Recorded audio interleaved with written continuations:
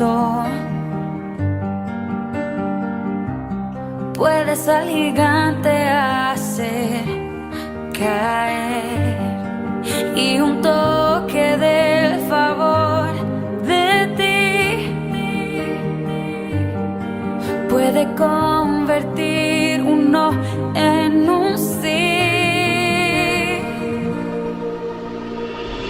El Dios de lo extraordinario, el Dios de lo inusual, está a punto de hacer algo en este lugar, y mi corazón listo está. Lo recibiré, lo recibiré. Puedes llamar lo que no existe, tu poder lo hace realidad, y tu plan es mejor. Tu presencia se lleva el dolor, contigo todo es mejor. El Dios de lo extraordinario, el Dios de lo inusual, está a punto de hacer algo en este lugar, y mi corazón listo está. Lo recibiré, lo recibiré. Lo que vas a hacer, oh,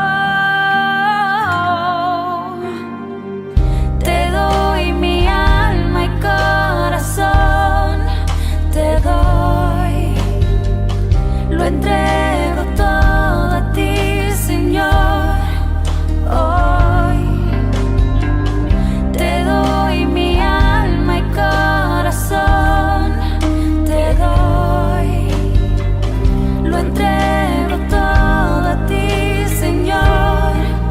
Hoy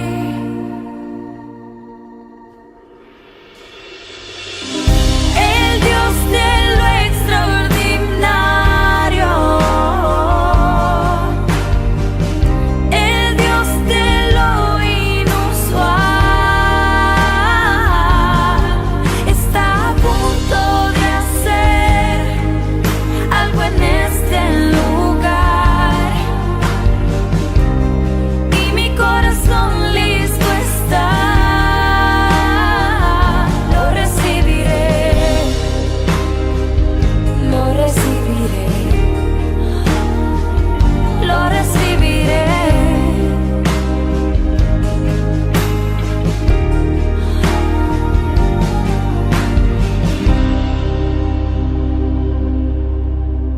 Dios te bendiga, amado hermano, amada hermana, que escuches este mensaje. Mi deseo y oración es que la gracia de Dios sea derramada abundantemente sobre tu vida, tu hogar, toda tu familia. Te invito a abrir la palabra de Dios, que nunca vuelve a Él vacía, sino que cuando la leemos, habla nuestro corazón. Vamos a leer Isaías, capítulo 35, versos del 1 al 10. Isaías 35, versos del 1 al 10, la palabra de Dios lee así: en el nombre del Padre, del Hijo y del Espíritu Santo. Se alegrará en el desierto y la soledad, el yermo se gozará y florecerá como la rosa, florecerá profusamente y también se alegrará y cantará con júbilo. La gloria del Líbano le será dada, la hermosura de Carmelo y de Sarón. Ellos verán la gloria de Jehová, la hermosura del Dios nuestro. Fortaleced las manos cansadas, afirmad las rodillas endebles, decid a los de corazón apocado, esforzaos, no temáis, he aquí que vuestro Dios viene con retribución, con pago, Dios mismo vendrá y os salvará. Entonces los ojos de los ciegos serán abiertos y los oídos de los sordos se abrirán. Entonces el cojo saltará como un ciervo y cantará la lengua del mudo, porque aguas serán cavadas en el desierto y torrentes en la soledad. El lugar seco se convertirá en estanque y el sequedal en manaderos de aguas. En la morada de chacales, en su guarida, será lugar de cañas y juncos, y habrá allí calzada y camino, y será llamado camino de santidad. No pasará inmundo por él, sino que él mismo estará con ellos. El que anduviere en este camino, por torpe que sea, no se extraviará. No habrá allí león ni fiera subirá por él, ni allí se hallará para que caminen los redimidos. Y los redimidos de Jehová volverán y vendrán a Sión con alegría, y gozo perpetuo será sobre sus cabezas, y tendrán gozo y alegría, y huirán la tristeza y el gemido. Dios bendiga su palabra. Oh Padre, qué día glorioso será ese, cuando la tristeza y el gemido se irán de nuestras vidas y escucharemos la alegría, la risa, el gozo, el júbilo, desde los niños hasta los más adultos. Ese día glorioso, Señor, está en nuestro destino, está en nuestro futuro, porque tú nos redimiste con la sangre preciosa de tu amado. Ahora háblanos a través de tu palabra, Señor, y mira los lugares de nuestra vida que quizás estén desiertos y necesiten que tú obres en ellos y los transformes en jardines y en manantiales de agua. Te lo pedimos para tu gloria en el nombre glorioso de nuestro Rey Jesucristo. Amén, amén y amén. Entre los estados de Nevada y Arizona hay una represa. Canaliza el río de Colorado. El río Colorado se conoce como la represa Hoover. Fue puesta allí para proteger de inundaciones repentinas, puesta allí también para incrementar el riego y como posible fuente de energía hidroeléctrica. Fue construida en los años 30 y por supuesto fue todo un desafío con la tecnología de ese tiempo. 89 personas murieron accidentadas en la construcción de esta represa. Así que cuando ellos la terminaron, pusieron un monumento y una dedicación a los que habían perecido, y decía así: un memorial dedicado a aquellos que murieron para que el desierto floreciera. Casi poético, ¿no es cierto? Dedicado a aquellos que murieron para que el desierto floreciera. Pero un desierto floreciente parece una contradicción, ¿no te parece? Siempre pensamos en los desiertos como estas tierras áridas donde no crece nada. Aún cuando no nos vamos al extremo, quizás el desierto de arena del Sahara, pero aún los lugares, los sequedales del mundo, las tierras áridas, como en la parte suroeste de Estados Unidos y otros lugares del mundo, incluyendo en Tierra Santa, también hay lugares intensamente secos, resecos, que se conocen como desiertos, como el desierto del Negev. Pensar en el florecimiento de estos desiertos parecería casi imposible. Y sin embargo, la promesa de Isaías 35 es que Dios, cuando su reino viniera sobre las vidas y sobre los países y las naciones y sobre estos lugares desérticos, Dios volvería a hacer florecer aún en el desierto. Cuando el reino de Dios viene con poder, entonces nada es imposible para Dios. Aún los desiertos se pueden convertir en jardines. Y los lugares más secos y resecos, los sequedales, se pueden convertir en manantiales. Esa es la promesa de Dios. Y para Dios hacer eso, en realidad, lo que está expresando aquí es que Dios puede tomar lo peor de un lugar y añadirle lo mejor de sí mismo, ¿no es cierto? Y eso aplica también a nuestras vidas. Ese es mi primer punto. Dios toma lo peor de nosotros y nos da lo mejor de sí mismo. Esa es la historia del cristianismo. Nota que Isaías lo expresa con suma elocuencia porque estaba hablando del regreso y del renacimiento de la nación judía cuando ellos regresaran del cautiverio de vuelto a su país. Él dice, sería como un renacer del desierto, porque después de 7 décadas de ausencia, ellos pensarían que era imposible que esto sucediera. Pero Dios le está diciendo, mira, si Dios es tan poderoso que Dios puede hacer florecer el desierto, ¿cuánto más Dios puede cumplir las promesas que te ha dado a ti, a mí y a su pueblo? Eso es lo que nos está diciendo. Dios puede tomar lo peor de nosotros, nuestras peores circunstancias, y transformarlas en algo hermoso y glorioso. Y Él lo hace, y es el testimonio, y podría hacerlo aún más en la vida de cada uno de nosotros si somos creyentes en Jesucristo. Jesucristo hace eso, Él es el gran jardinero. Él puede transformar nuestras vidas desérticas en lugares floridos. Recuerdo que cuando una vez visité Argentina, conocí en un lugar de retiros a las afueras de Buenos Aires, en el Gran Buenos Aires, conocí a una persona que trabajaba en mantenimiento en el lugar. Tuve la oportunidad de sentarnos un día, él estaba descansando, me senté a su lado y le pregunté, empezamos a conversar, y después de unos minutos, cuando ya había confianza, le dije, oye, ¿me puedes contar cómo conociste a Cristo? Y él me contó una historia maravillosa de la gracia de Dios, como es la historia de cada uno de nosotros cuando Cristo viene a nuestro corazón. Él había caído en la drogadicción. De hecho, su familia sufría mucho, me contó él, porque aún su esposa, sus hijos, todos habían sido afectados por su adicción. De hecho, él se había hecho ratero, robaba de donde podía para satisfacer su necesidad de drogas.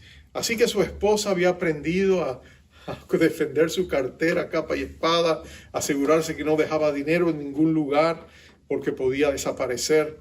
Y cuando un domingo, él le dijo, porque lo vio desesperado, le dijo, quiero ir a la iglesia contigo. Ella entró en pánico y le dijo, no, a mi iglesia no vas. Yo te conozco, tú vas allá para robar, agarrar algo de alguien, y esa es mi iglesia y yo me congrego. No quiero que vayas a la iglesia. Imagínate una esposa con un esposo inconverso que no quiere que él vaya a la iglesia. Pero esa era la situación que esta sierva de Dios vivía con su esposo, me contó él.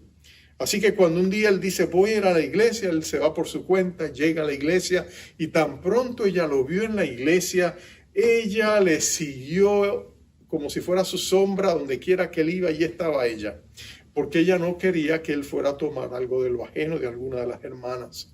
Pero en un breve descuido, cuando alguien le habló por un momento, de pronto ella notó que su esposo agarró algo y salió corriendo de la iglesia. Y cuando ella trató de alcanzarlo, agarró un taxi, se fue, y ella estaba muy molesta. Más tarde una hermana dijo, ¿dónde está mi bolso? O algo así. Y de pronto ella estaba preocupada. Lo que ella no sabía es que Dios estaba enviado los sabuesos del cielo detrás de esta alma. Dios estaba detrás de este hombre. Y dice que él llegó, y tan pronto llegó a su casa, abrió lo que él pensó que iba a ser una cartera, pero en realidad era un bolso de los que las coberturas que ponen para las Biblias, las hacen muy hermosas. Entonces tenía un zipper, él la abrió y de pronto se topó con la Biblia. Y él dijo, ¿pero dónde está? Esto no es una cartera, esta es la Biblia. Y entonces empezó a buscar entre sus páginas para ver si había algún remanente del diezmo, pensaba él. Pero la encontró vacía. Pero mientras la pasaba de página a página, se encontró con un versículo y su mirada se fijó en ese verso. Y era Efesios 4:28. Y dice, el que hurtaba no hurte más, sino trabaje haciendo con sus manos lo que es bueno, para que tenga que compartir con él que padece necesidad. Y cuando él leyó ese verso, era como si Dios, el Espíritu Santo, le trajera una profunda convicción de pecado a este hombre. Dice que en ese momento todo su mundo se le vino abajo, y todas aquellas contradicciones de su mente en que él había aprendido a compartimentalizar su mente y separar unas cosas de otras, se derrumbaron esas paredes. Y de pronto él se vio ante Dios y sintió la intensa culpabilidad de donde estaba. Y de pronto se le quitó la venda de los ojos y él dijo, ¿cómo puede ser que yo haya caído tan bajo que voy a una iglesia a robar? No hay ni temor de Dios en mí. Y él se echó a llorar, y allí eso le llevó a un profundo encuentro con Dios. Ese fue el comienzo. Cuando su esposa llegó, él ya estaba en otra página. Y él le dijo a su esposa, mañana quiero que me hagas una cita, quiero hablar con tu pastor. Y la esposa le dice, pero estás loco, por favor. Primero vas a la iglesia y robas, y ahora quieres hablar con el pastor. ¿Qué tú quieres hacer con mi vida? Y él le dijo, no, yo necesito hablar con el pastor.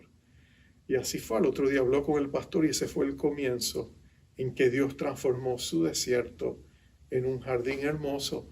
Y allí estaba este siervo de Dios trabajando en el mantenimiento de este lugar, sirviendo al Señor con alegría, dándole gracias a Dios por su transformación.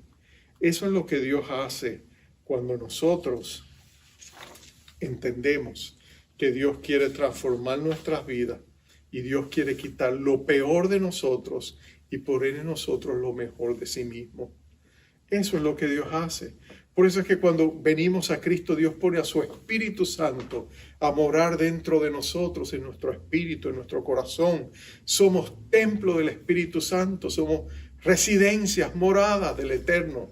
Eso es lo que Dios hace con cada uno de sus hijos. Y cuando el reino de Dios viene sobre nuestras vidas, vemos sus efectos en esta profunda transformación.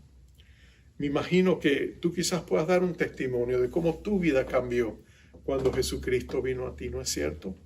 O has conocido a personas que han cambiado drásticamente porque Cristo vino y cambió sus desiertos en jardines floridos.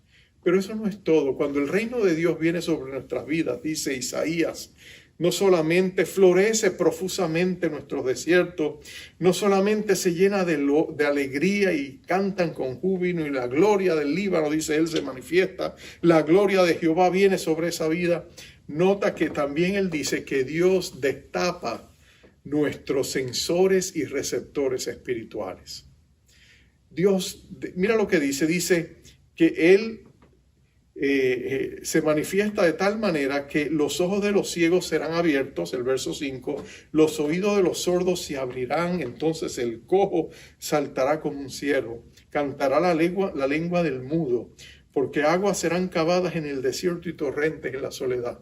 Nota que en cierta medida Dios comienza a sanar nuestros receptores y sensores espirituales para capturar lo que Dios está haciendo alrededor nuestro cuando la gloria del Señor se manifiesta en nuestras vidas, en nuestros hogares, en nuestras iglesias. Eso es lo que Dios hace. Y estamos por entrar en una era donde esto se va a magnificar en ese gran avivamiento que Dios va a traer a su iglesia, que seguimos orando y esperando y que está más cerca de lo que imaginamos. Pero eso es lo que va a pasar. Dios destapa nuestros sensores espirituales. Nosotros tuvimos un vistazo de eso en los evangelios, porque cuando Cristo vino, Él dijo, arrepentíos porque el reino de los cielos se ha acercado. Más adelante en su ministerio Él va a decir, porque el reino de los cielos está aquí. En otras palabras, Él era el rey de la gloria, Él era el rey de ese reino, y Él se movía con autoridad y poder, y Él sanaba a los ciegos, destapaba los oídos de los sordos, daba habla a los mudos. Jesucristo hizo ese milagro, pero si tú realmente miras esos pasajes donde Dios hizo esos grandes milagros, tú te das cuenta de que aunque había un efecto físico en la persona, también había un destapar espiritual de los sentidos espirituales equivalentes a los físicos, ¿no es cierto? En otras palabras, tú tienes un cuerpo físico y tienes los 5 sentidos, ¿no es cierto? Puedes ver, oír, escuchar, oler, gustar. Tienes todos los 5 sentidos que nosotros tenemos, el tacto, todo eso. Bueno, nuestro cuerpo espiritual, nuestra persona interior espiritual, también tiene sentidos espirituales. Y nosotros también necesitamos de la gracia de Dios para que nos permita ver las cosas como Dios las ve, oír las cosas como Dios las presenta, poder gustar y hablar de las cosas de Dios. Nosotros necesitamos que Dios desate de nuestras vidas todas las ataduras que nos impiden ver, las vendas que nos impiden ver lo que Dios quiere hacer en nuestra vida. En Marcos capítulo 8 hay un ejemplo donde tú ves prácticamente cómo Dios ministra no solamente físicamente a una persona, sino espiritualmente. Encontramos a un ciego que vivía en Betsaida. Betsaida es una villa pescadera que estaba al lado de Capernaum, y de Betsaida era que venía Pedro, Juan, Andrés, Santiago. Esa era la Betsaida era el lugar donde ellos habían nacido y se habían criado. Luego más tarde algunos casados se habrían mudado a Capernaum, son vecinos, están ahí pegados el uno al otro. Pero el ciego vivía en Betsaida, y cuando Jesús llega, le presentan al ciego para que lo sane. Jesús hace algo extraño. Jesús toma al ciego y lo saca de Betsaida, a las afueras de Betsaida, para entonces sanarlo. Y entonces él escupe y le toca los párpados, me imagino los ojos, y ora, impone sus manos sobre este ciego para que él vea. Y el milagro se va a hacer en dos partes. Primero el ciego va a decir, veo mejor, veo hombres, pero me parecen árboles. En otras palabras, su vista todavía necesitaba corrección, quizá estaba borrosa, pero no lograba apreciar las cosas con detalle, ¿no es cierto? Entonces Jesús vuelve a imponer las manos sobre él y ora por segunda ocasión, y entonces él es restaurado completamente. Algunos piensan que lo que este hombre necesitaba era un milagro creativo, como puede suceder con personas que han nacido ciegas de nacimiento. A veces le hace falta un componente vital en el ojo, y Jesús en ese momento lo creó y por eso fue la segunda fase de este milagro, ¿no es cierto? Pero sea lo que haya sido, lo cierto es interesante que después que Jesús le sana, Jesús le dice, no regreses a Betsaida, busca a tu familia, preséntate a ellos, pero no entres otra vez a Betsaida. Y la pregunta entonces, lo sacó de Betsaida para sanarlo, no quiere que vuelva a entrar a Betsaida. ¿Qué hay en Betsaida que Jesús considera que no era bueno para este hombre? Bueno, cuando tú miras la escritura detenidamente, después hacia el final del ministerio de Jesús, Jesús habla de Betsaida en Mateo 11:21, y mira lo que él dice. Jesús está enjuiciando estas ciudades y está diciendo, ay de ti Corazín, una ciudad cercana a ella, ay de ti Betsaida, porque si en Tiro y en Sidón se hubiera hecho los milagros que han sido hechos en vosotras, tiempo ha que se hubieran arrepentido en silicio y ceniza. En otras palabras, Betsaida tenía gran incredulidad entre los habitantes. Ellos rehusaban creer y aceptar a Jesús como el Mesías. Ellos apreciaban los milagros, pero no pasaban de allí.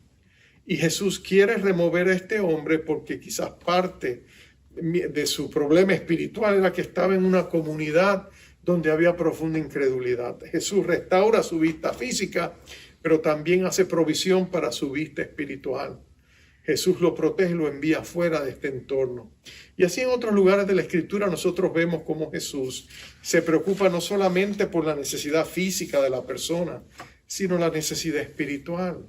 Jesús toca al leproso y le dice que le había dicho, Señor, sáname. Él le dice, quiero que seas limpio, y Jesús lo sana. Pero ese toque tuvo un efecto no solamente físico, sino después de todo el rechazo, el abandono, la separación, el ostracismo que esta persona había tenido como solían tener los leprosos, donde eran separados, enajenados de toda la comunidad en que vivían, tenían que abandonar sus hogares, sus familias, eran considerados malditos, anatemas, porque su enfermedad era contagiosa. Le podían tirar piedras para que no se acercaran a ellos. Después de ellos ser arrancados todas las heridas emocionales, Jesús lo toca en una manera de mostrarle aceptación y amor y sanidad física y emocional a esa persona. Y podríamos seguir hablando, pero Dios quiere sanar nuestros receptores espirituales y emocionales también. Y por eso, después que Jesús dice, cuando ustedes hayan recibido ese toque de Dios, cuando sus propios desiertos hayan florecido, dice la palabra, note lo que dice, vayan y bendigan a otros. Y por eso es que Él dice, fortaleceos las manos cansadas.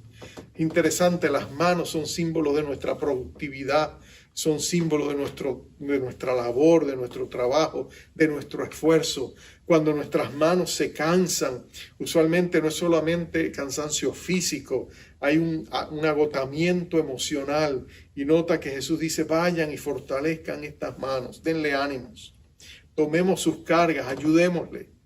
Más adelante Él dice, afirmar las rodillas endebles. Las rodillas son símbolo de la vida de oración de una persona, de una familia, de un pueblo. Cuando Jesús le dice afirmar las rodillas, quiere decir que en tiempos adversos, cuando el desánimo debilita nuestras rodillas, necesitamos que Dios nos dé ánimo para seguir adelante. nos infunda nuevas fuerzas, nos renueve como las águilas de Isaías 40. Entonces, noten que Jesús nos dice, vayan y afirmen las rodillas endebles. Pero nota esto, también Él dice, proclamad el hecho de que Dios es justo. Él dice, porque nuestro Dios vendrá con retribución, con pago. Y cuando hablamos de eso, y en la Escritura el tema es que Dios es justo, que Dios juzga a los que hacen bien, pero también juzga a los que hacen mal. Él recompensa a los que hacen bien, pero Él por supuesto, trae castigo a los que hacen mal, porque Dios es justo y el principio que Él ha establecido en la humanidad, en su pacto con Adán, es que cosecharemos lo que sembramos. Cosecha vientos, a mí siembra vientos, cosecharás tempestades, dice el dicho antiguo latino, ¿no es cierto? Pero nota esto, Dios nos dice, Él vendrá. Cuando su reino viene, Dios recompensa. Dios exalta al humilde, humilla al arrogante. Cuando Dios viene en su reino, Dios extiende su misericordia a los misericordiosos, pero también hace reclamo a aquellos que no lo son. En otras palabras, cuando Dios se mueve, cuando Dios actúa sobre nosotros, de pronto nuestros ojos se abren, nuestros oídos se abren y somos elevados a un nuevo nivel espiritual, porque eso es lo que el avivamiento hace, ¿no es cierto? Nos restaura, pero nos vuelve y nos eleva a posiciones más altas de las que antes conocimos. Dios se hace real.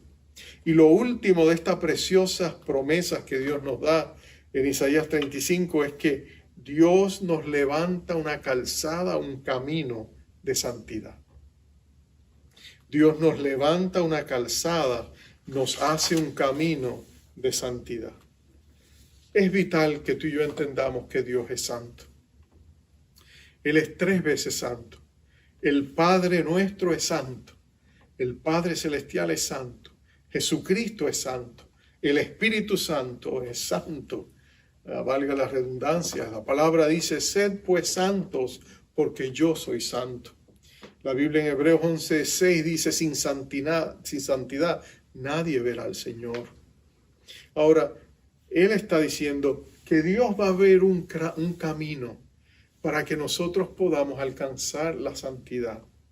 Me encanta esa expresión cuando dice, por torpe que sea, no se extraviará. Quien anduviere en este camino, por torpe que sea, no se extraviará.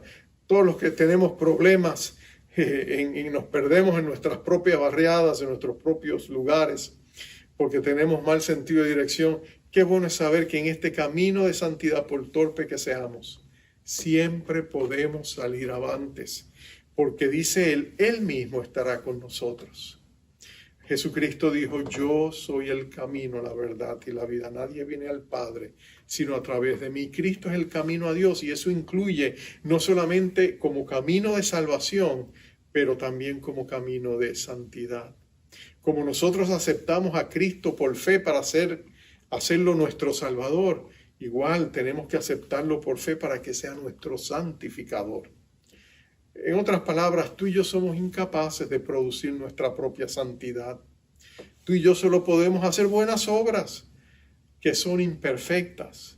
Cuando tú consideras que Dios es santo, perfecto en su santidad, y su criterio es perfección, y tú y yo no lo somos imperfectos, tú y yo jamás podemos ni podremos alcanzar el nivel de santidad que Dios demanda.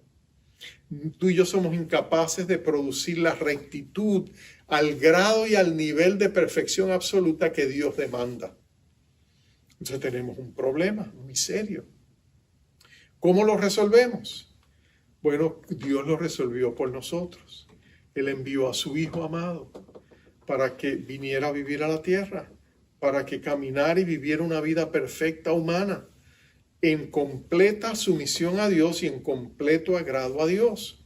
Y es su rectitud, es su justicia, la calidad de ser justo, es su rectitud o su justicia, su piedad, la que nos es imputada a nosotros cuando venimos a Jesucristo. Recibimos, como decía Pablo cuando describía la armadura de Dios, recibimos la coraza de su rectitud, la coraza de su justicia. Podemos presentarnos delante de Dios porque Cristo nos viste con su santidad. Cuando humildemente reconocemos nuestros pecados y pedimos su salvación y creemos que en la cruz Cristo nos salvó, entonces nosotros somos mirados desde el punto de vista de Dios como que somos perfectamente santos.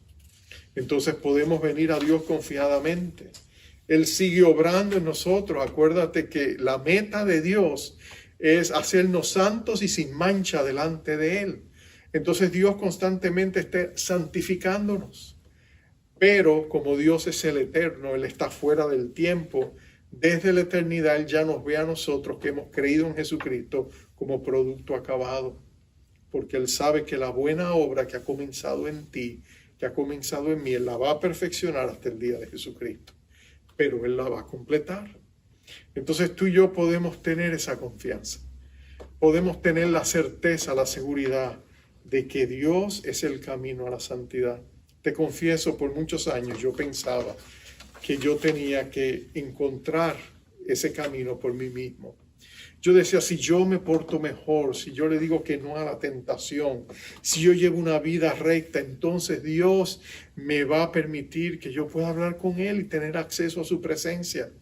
Entonces cuando yo me portaba bien, sentía que estaba bien cerca de Dios. Cuando tropezaba o caía o me entraba un mal pensamiento, decía la palabra equivocada o hacía algo indebido, inmediatamente me escondía porque decía, no, ya yo no puedo ir ante Dios, como si todo dependiera de mis acciones, como si yo fuera responsable de producir mi propia santidad. Hasta el día en que yo descubrí, y usualmente eso es lo que sucede, hay una segunda crisis en la vida cristiana.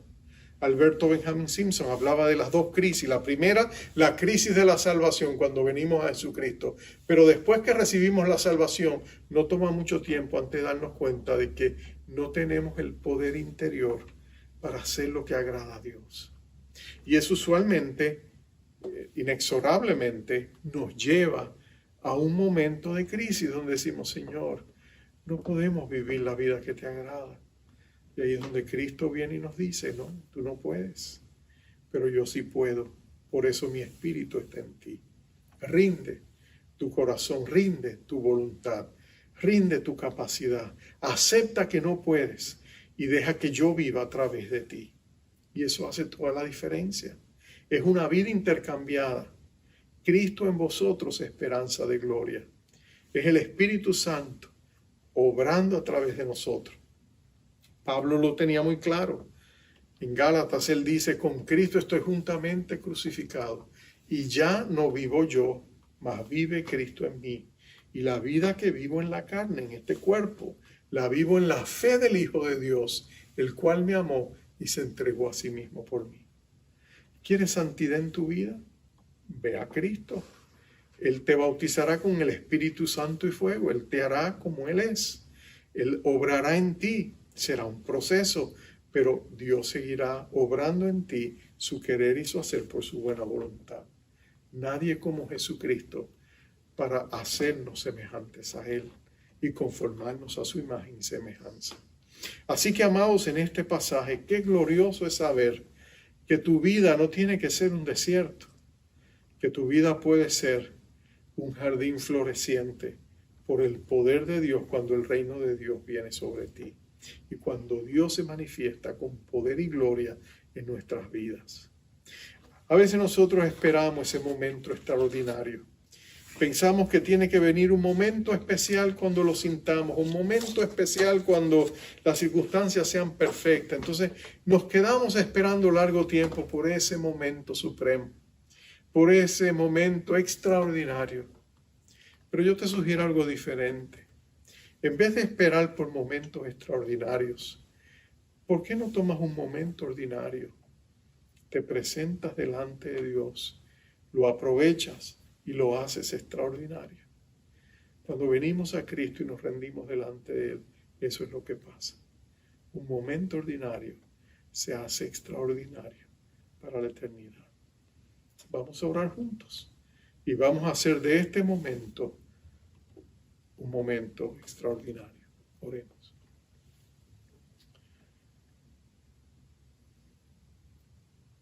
Padre, qué precioso es poder venir delante de ti. y reconocer que tú eres el Rey de la gloria, el Rey de la eternidad. Nadie como tú para hacer lo imposible. Tú transformas nuestro desierto en un jardín florido, oh Dios. Señor, quizás hay aspectos de la vida de cada uno de mis hermanos que necesitan esos manantiales de agua de vida. Quizás su matrimonio es un desierto, o quizás su vida personal es un desierto, o su lucha con el pecado es un desierto, o quizás es su servicio a Dios o su ministerio.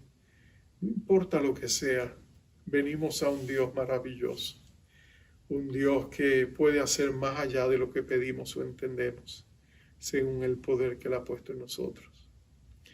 En esta hora traemos a ti nuestro desierto, Señor.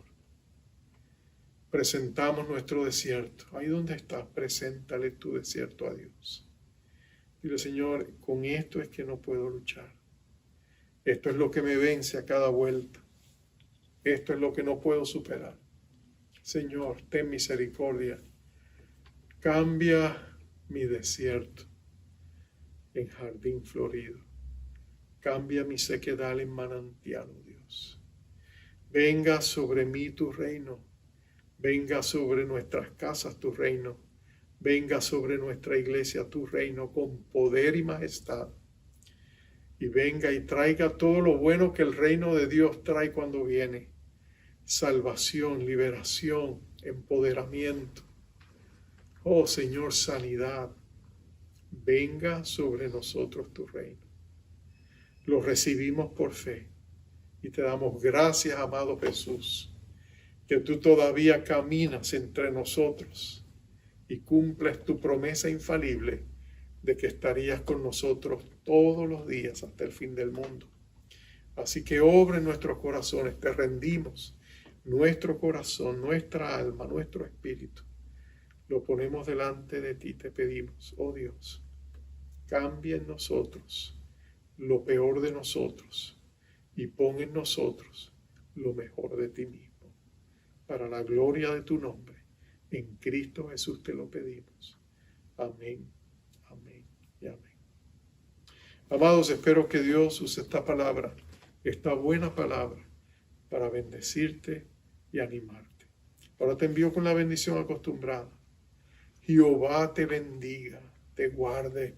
Jehová haga resplandecer su rostro sobre ti y tenga de ti misericordia.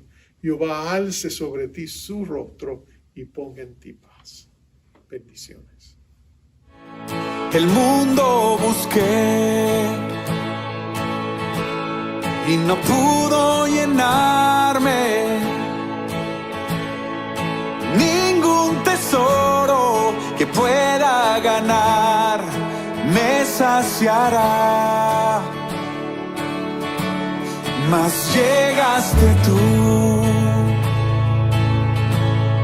me diste vida nueva. Cada deseo se cumplirá aquí en tu amor. No hay nada, nada mejor, no hay nada, nada mejor, no hay nada, nada mejor que mi Dios. Vengo a ti, sin miedo y sin reservas.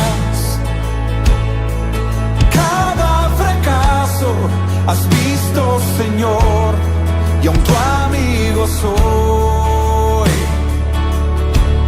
Porque el Dios de los montes